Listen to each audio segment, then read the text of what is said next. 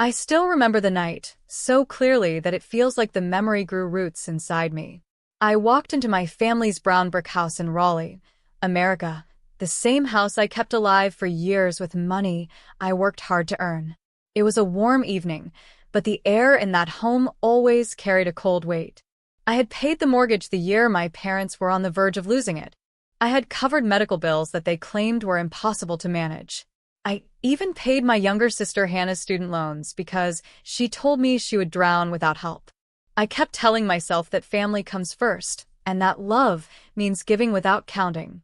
I repeated those words until they shaped the way I lived. For years, I told myself I was doing the right thing. I believed it because it hurt less than facing the real truth. The house looked the same as always. Old framed photos on the walls. The dining room light a little too warm. The table was set with plates that had small cracks on the sides.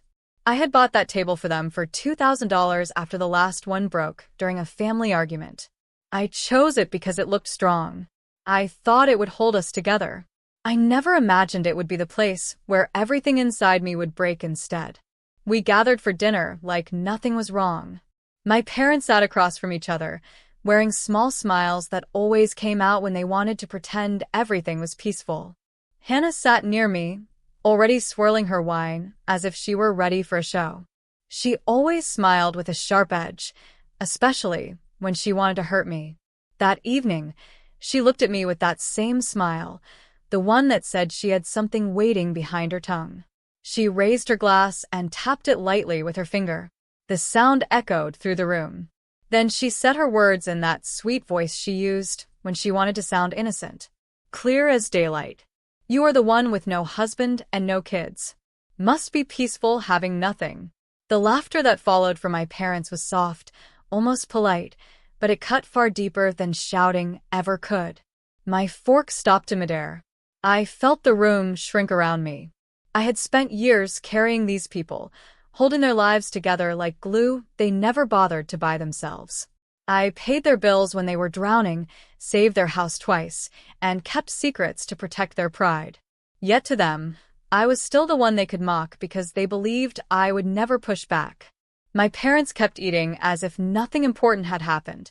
Hannah sipped her wine with that satisfied expression. I stared down at my plate for a moment, feeling something heavy rise inside my chest. It was not anger at first. It was something sadder, something that came from deep exhaustion.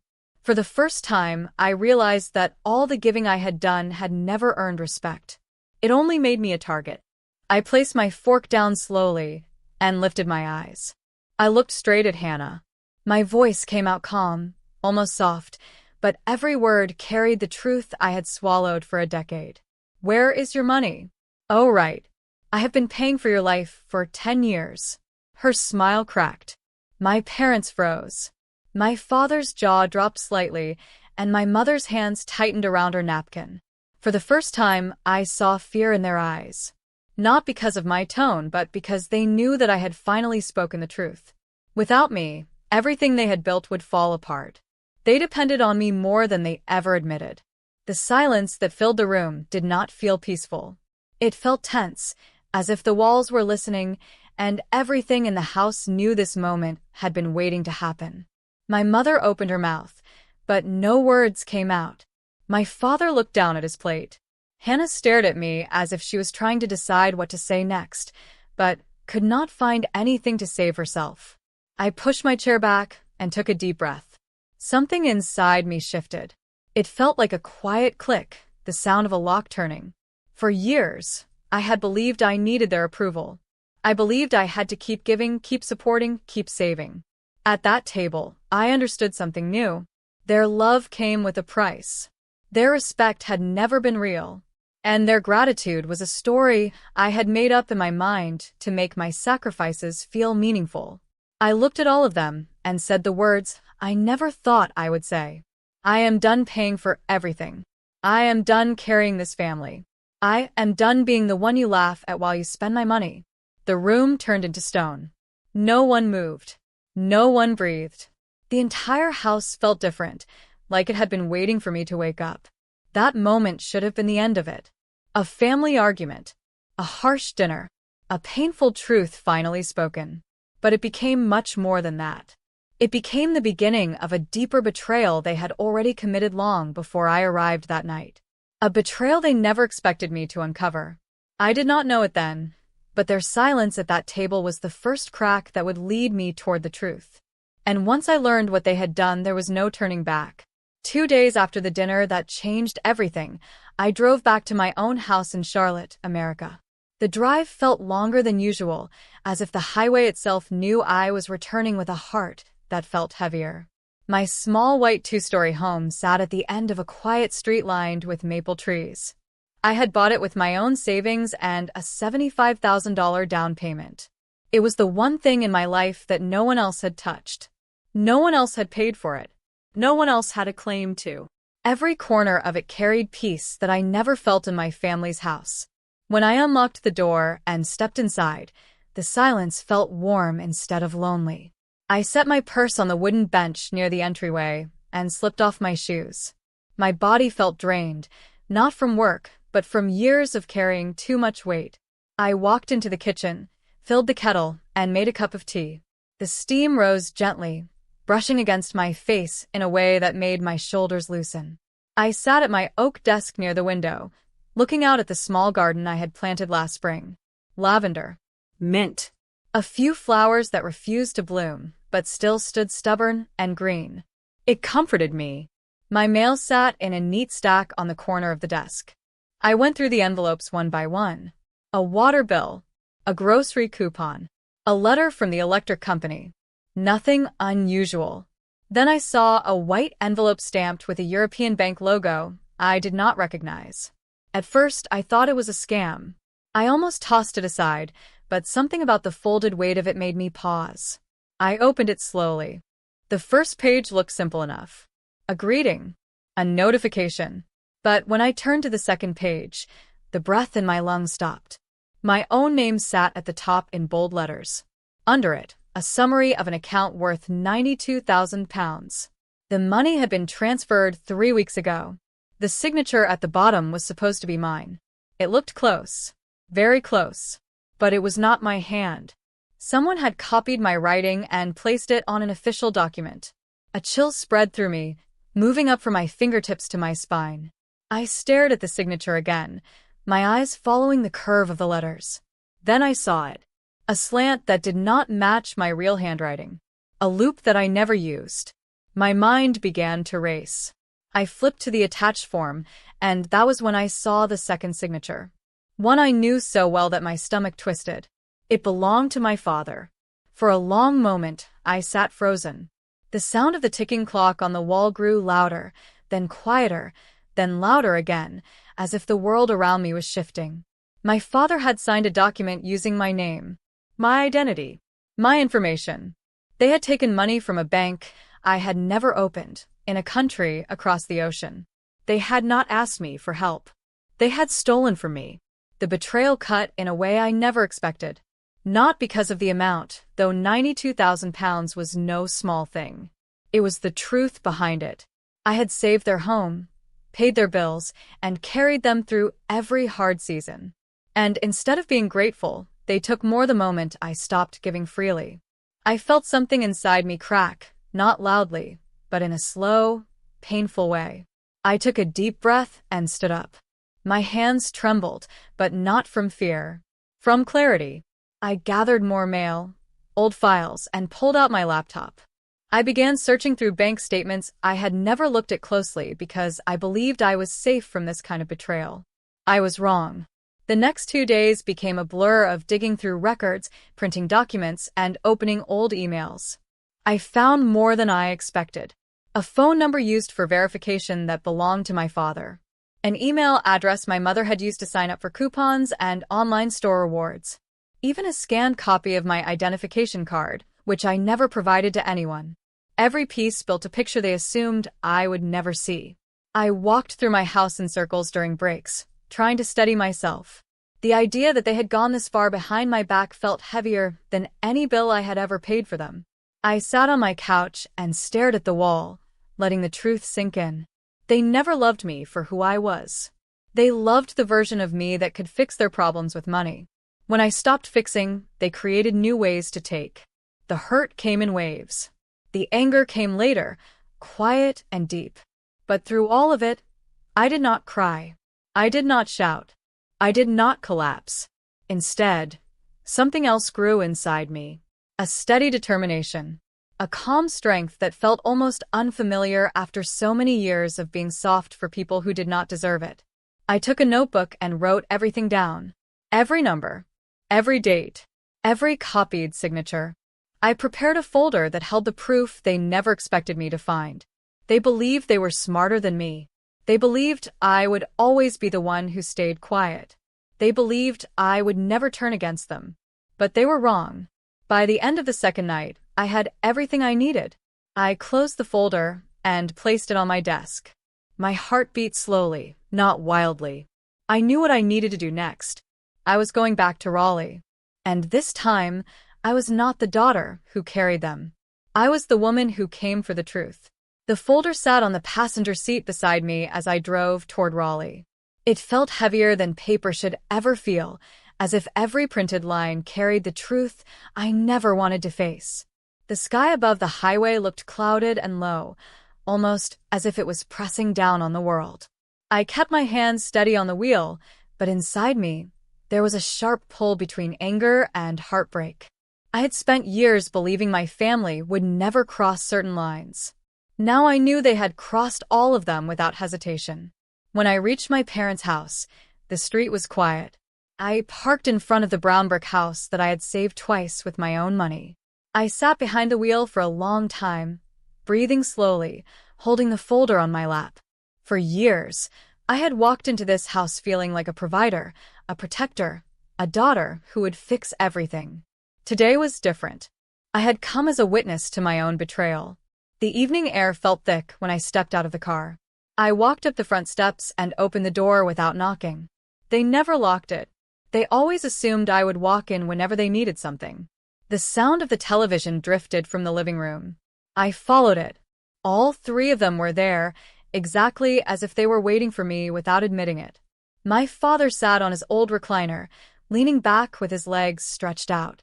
His eyes were on the screen, but his expression was distant. My mother sat near the window, knitting with small, careful motions, her glasses low on her nose. Hannah was on the couch scrolling on her phone as if she had no care in the world, her legs tucked under her like a child. For a moment, the room felt almost peaceful. Then I stepped inside fully, and everything shifted. No one spoke at first. Their eyes turned toward me slowly, one by one, like they sensed something different about me. I walked to the coffee table and placed the folder on it with a soft thud. Hannah raised one eyebrow with an annoyed look, as if I had interrupted something important. My father straightened his posture. My mother's knitting needles froze in midair. I opened the folder, pulled out the forged bank forms, and laid them in a neat row on the table. The papers looked harmless on the surface, white sheets with blue stamps, signatures, and neat lines of text. But beneath them lived a truth that none of them wanted to hear. I kept my voice steady when I began. These are the documents you signed in my name. You stole £92,000 from an account I never opened. The room changed instantly. My father's face paled. My mother blinked as if she could erase the words by not believing them. Hannah let out a small laugh, the kind that said she thought I was being dramatic. But when she leaned forward and read the papers, the laugh died in her throat. Her phone slipped slightly in her hand. I showed them the emails, the transfers, the photocopied ID. I pointed at the handwriting that matched my father's. I pointed at the phone number they used for verification. Every detail was theirs. Every part of the plan they had built stood in front of them, exposed. My mother whispered that I must have imagined things. Her voice trembled, as if saying the lie softly would make it true. My father tried to speak, but his words cracked. His eyes moved between the papers and my face. He opened his mouth again, but no sound came out. Hannah tried to roll her eyes, but even she could not hide the truth. The silence that settled in the room felt heavy and dark. It was not the silence of confusion. It was the silence of guilt. The silence of people caught in something they never expected to answer for. The silence of a family that thought I would never question them. I let the moment stay still before I spoke again. I repeated what they had done, slowly and clearly, not shouting, not crying. I did not need to. The truth already hung over all of us. My father finally found his voice. We needed help. You always help. We thought you would understand. The words came out broken, like he had practiced them in his mind before saying them. He sounded like he believed that explanation should make everything right. I felt something shift inside me. It was not anger. It was something colder. A quiet door closing. I realized that every time I had helped them, they saw it as something they were entitled to. They believed they owned my kindness. They believed my hard work belonged to them. I stood up slowly. My legs felt steady, stronger than they had in years. I looked at each of them one by one. My father's pleading eyes. My mother's trembling hands. Hannah's refusal to look at me directly. I spoke with calm clarity, the kind that comes from hitting a limit. I am done. No more money. No more bills. No more saving this house. No more carrying any of you. My sister reacted first. Her face twisted with panic and disbelief. My mother started crying, gripping the edge of the table as if it could keep her steady. My father reached out with one hand, as if he could pull me back into the old role I used to play. But none of their reactions touched me anymore. Their fear belonged to them, not me. I turned and walked toward the door. My heart felt a strange mix of sadness and freedom. They had taken enough from me, and now they had to face the consequences of their own choices. I stepped outside into the cool air and closed the door behind me. The click of the latch felt final. For the first time in my life, I walked away without looking back. The days after I confronted them felt strangely quiet. It was the kind of quiet that comes after a storm, when the sky still looks unsettled, but the wind has stopped. I returned to my small white house in Charlotte and placed the folder of evidence on my desk. I did not need it anymore. The truth had already done its work. They knew what they had done, and now they had to live with the consequences. I made myself a simple dinner, poured a glass of water, and sat at my kitchen table feeling something unfamiliar. Peace. It was not loud. It did not rush in. It settled slowly inside me like warm air after a long winter. In the first week, they did not contact me. I did not expect them to. I knew they were scrambling. For years, they had depended on my income, my savings, my sense of responsibility. Without me, the structure they built on my shoulders would start to shake. I try not to think about it, but on the second morning, curiosity won. I opened my bank app out of habit and saw nothing unusual. That alone felt like a gift. By the third day, the cracks in their world began to show. Hannah posted something online about being stressed and losing sleep. She wrote about unexpected financial problems and how people should be grateful for small things. I almost laughed. She had never worked a full month without asking for help. Now she was facing the real cost of her own life. I focused on myself instead. I woke early. I cleaned my garden. I walked around the block. I made coffee and drank it slowly, watching the neighborhood come alive. I realized I had spent years rushing, always preparing for someone else's crisis. Now, my mornings belonged to me. The house felt warmer, brighter, even though nothing had changed except my heart. A week later, I heard from a neighbor in Raleigh. She sent me a message saying she had seen a moving truck in my parents' driveway. She did not know what was happening, but she thought I would want to know. I thanked her politely, then sat quietly on my couch for a long time. The truth was simple. They could not keep the house without me. The mortgage was too high. The insurance costs too much. The repairs I used to cover were now impossible for them. They were being forced to face what life looked like without a financial safety net made out of my sacrifices. What surprised me was not what happened to them, but how I felt about it. I expected guilt, even sadness. Instead, I felt a deep calm. I had not ruined their lives. They had done that themselves. All I had done was step out of the way. As the second week passed, more pieces of their collapse came to light. Hannah lost her apartment because she had never really paid the rent on her own. She had been using the money I sent for school expenses to cover her lifestyle. My parents sold furniture, including the dining table I had bought, to keep the lights on. Their credit cards began failing. Every decision they had made while assuming I would always clean up after them was now catching up. Meanwhile, my own life felt lighter than it had in years. I began taking weekend trips, small ones at first. I drove through small towns in North Carolina, walked near lakes, visited tiny bookstores, and let my mind unclench one piece at a time. I came home each Sunday with a clear head and a heart that no longer carried weight that did not belong to me. One evening, I sat on my couch with a travel guide open in my lap. I had always wanted to visit Europe, not because of luxury or excitement, but because I wanted to see something new with the money I earned for myself. Real money. Clean money. I looked at flights to England and Scotland, imagining myself walking through quiet streets with no one demanding anything from me. For the first time, the idea felt possible. By the start of the third week, the inevitable message finally arrived. My father sent it late in the morning. His name appeared on my phone screen, and for a second, I hesitated. Then I opened it. The message was short. He wrote that they were sorry. He said they did not know how to live without me. He said they needed me. He asked for another chance. He said it would all be different this time. I read the message twice, letting every word settle before I reacted. Then I deleted it without replying. My peace was worth more than the apology of someone who had only reached out because their world had fallen apart. If they had truly cared, the betrayal never would have happened in the first place. Forgiveness to me did not mean walking back into the fire.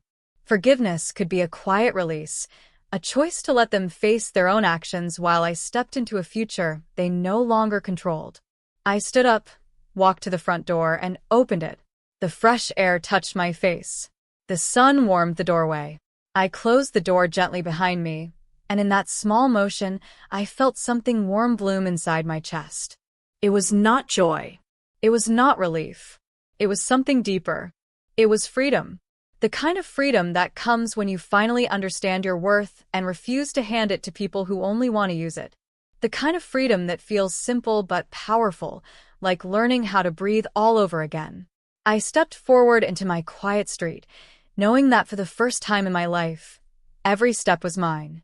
And no one would ever take that from me again.